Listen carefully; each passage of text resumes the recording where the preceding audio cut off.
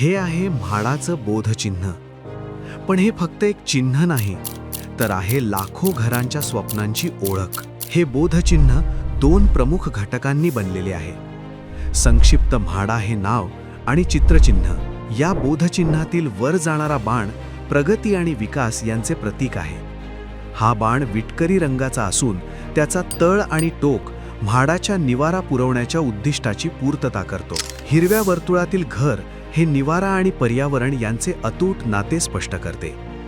म्हाडातर्फे समाजातील विविध उत्पन्न गटांसाठी गृहनिर्मिती केली जाते आणि यातील घट्ट्या जाडीच्या रेषा ह्याच विविध उत्पन्न गटांचे प्रतिनिधित्व करतात. सर्वाधिक जाडी असलेली रेष दर्शवते सर्वाधिक घरे आर्थिक दुर्बल गटासाठी बांधली जातात.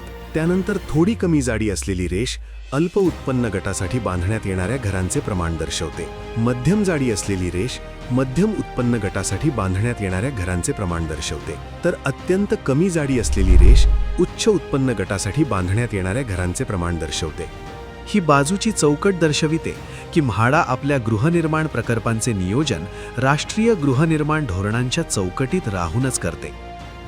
म्हाडाचं बोधचिन्ह म्हणजे परवडणारा निवारा, शाश्वत विकास आणि सर्वसामान्यांच्या घरांची स्वप्नपूर्ती यांचे सर्वसमावेशक प्रतीक आहे.